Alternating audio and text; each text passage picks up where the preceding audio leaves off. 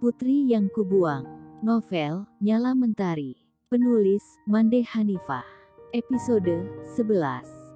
Di jalan setapak hutan jati, lelaki berkamera mengendarai sepeda motornya setenang air di permukaan telaga. Tidak terburu-buru namun tetap waspada. Kami sangat tahu bahwa Mbah Aren tidak akan mungkin mengejar. Tidak ada apa-apa di podoknya.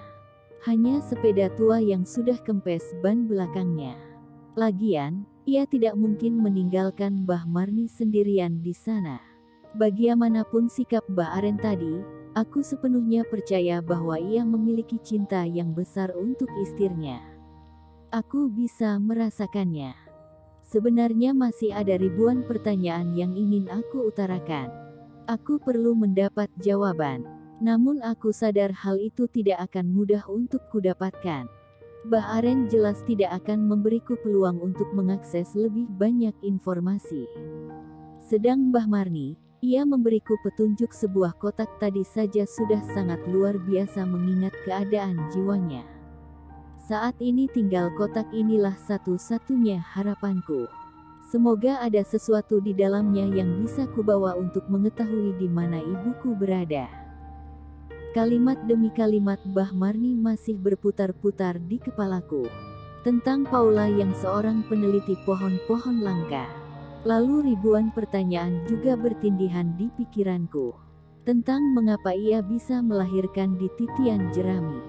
Di mana suami yang seharusnya menjaganya. Lalu mengapa orang-orang mengikatnya. Juga tentang Mbah Marni yang berusaha membantunya. Oh, aku lupa. Tentang lelaki yang menyelamatkan Paula tentu saja. Siapakah dia? Kemana dia membawa Paula? Tentang peneliti pohon langka itu, mungkin seperti yang biasa aku dan kakak dulu lihat di National Geographic Channel, salah satu acara yang tayang di televisi. Semacam ilmuwan yang bertugas mencari informasi sebanyak-banyaknya tentang pohon-pohon dan bunga langka yang terdapat di dalam hutan. Tentu saja untuk perkembangan ilmu pengetahuan dan obat-obatan. Paula bisa jadi bekerja untuk pemerintah namun bisa juga tidak. Barangkali ada pihak lain yang menugaskannya untuk melakukan hal itu.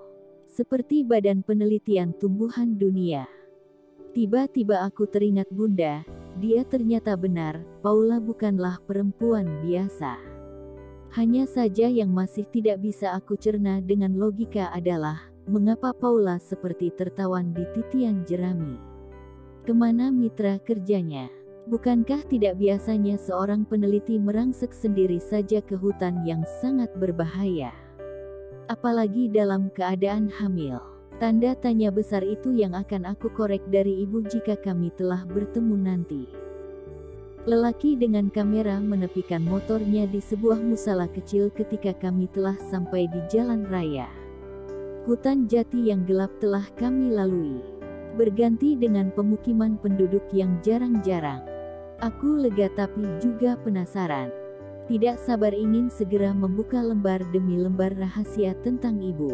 Semoga sesuatu di dalam kotak tadi layak untuk diperjuangkan sejauh ini. ****.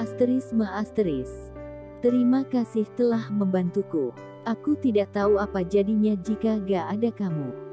Aku memulai pembicaraan sambil memakai kembali sepatu yang tadi sempat kubuka. Lelaki berkamera duduk tepat di sampingku. Terbentang 1 meter jarak di antara kami. Aku, Zamer. Kau bisa memanggilku Zam atau Zamer. Panggil saja dengan nama yang kau sukai. Dia mengulurkan tangan. Rambutnya sedikit basah di bagian depan, mungkin karena wudhu.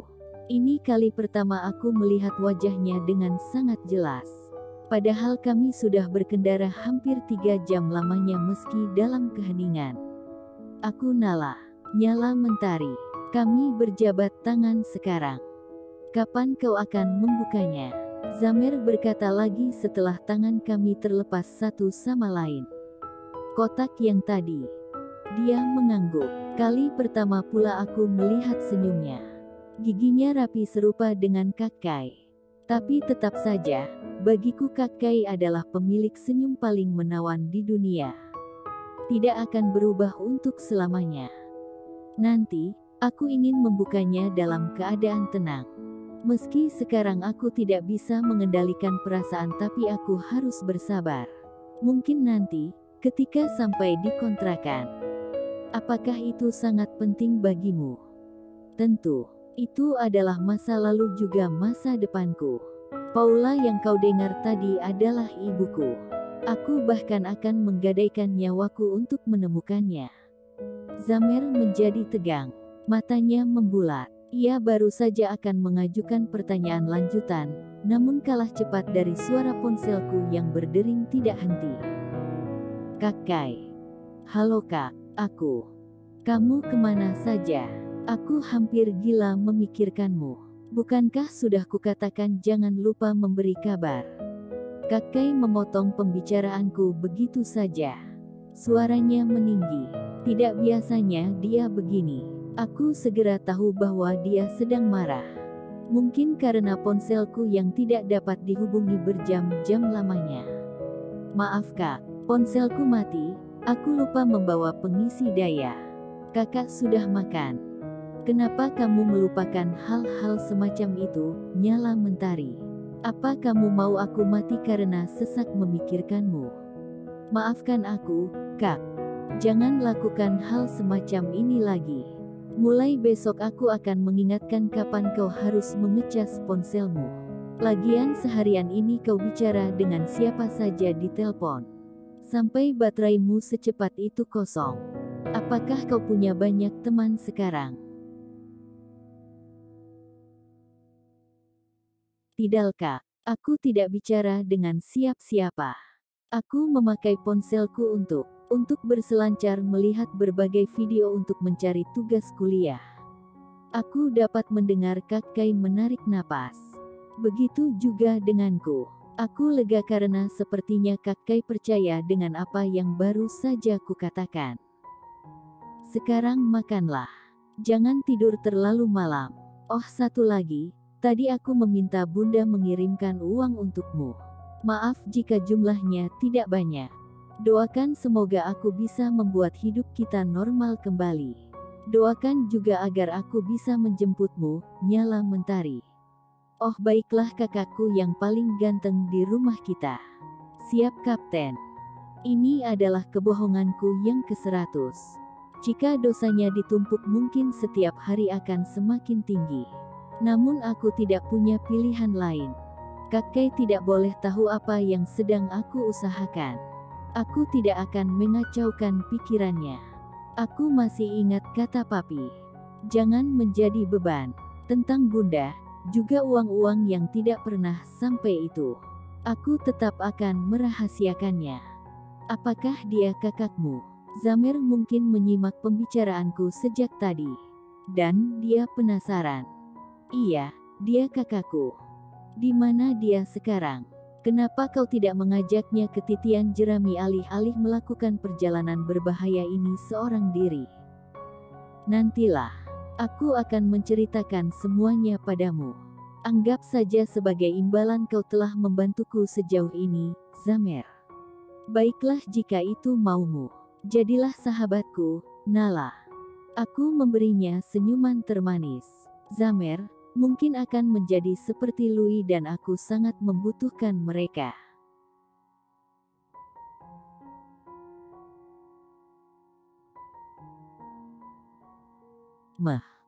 Kami sampai di kontrakanku dalam keadaan setengah kuyup. Ketika memasuki batas kota tadi, gerimis mulai datang bergerombol. Zamer tidak memiliki jas hujan jadi aku terpaksa pasrah dibasahi titik air. Tidak apa, itu tidak berbahaya untukku daripada disengat matahari secara langsung. Maaf aku tidak bisa melindungimu dari kebasahan. Zamer berkata ketika kami baru saja sampai di teras kontrakan kecil yang kusewa tidak jauh dari pusat kota. Louis yang mencarikan tempat ini untukku. Sebuah hunian petakan yang berjarak 5 km dari rumah Louis, dari rumah telaga kami juga. Tentu aku memilih tempat ini karena aku bisa datang sesering mungkin ke rumah, meski nanti ada orang lain yang menjadi pemiliknya yang sah. Setidaknya aku masih bisa lewat-lewat di sana. Sekadar memuaskan rasa rinduku pada mami, bunda dan kakek tentu saja. Tidak apa-apa Zamer. Kamu sudah melakukan yang terbaik sejauh ini. Aku berutang budi. Katakan padaku bagaimana cara membalas jasa-jasamu. Aku berkata lirih sambil terus memeras air yang membasahi hampir seluruh syalku. Hujan semakin deras saja dan Zamer tentu belum bisa melanjutkan perjalanan pulang. Jadilah sahabatku, Nala. Tentu, mulai kini kau adalah sahabatku. Aku mengacungkan jempol padanya. Terima kasih. Ia tersenyum lagi. Oh Zamer, aku akan membuka kotak itu sekarang. Apa kau juga penasaran? Aku tidak menunggu reaksi Zamer. Aku sibuk merogoh tas mencari kotak yang telah dikubur Mbah Marni entah untuk berapa lama. Ketika menemukannya aku langsung saja memberikannya pada Zamer.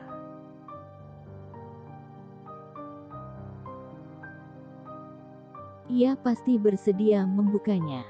Aku tidak sanggup karena detik ini jemariku bergetar hebat. Ujung-ujungnya terasa beku.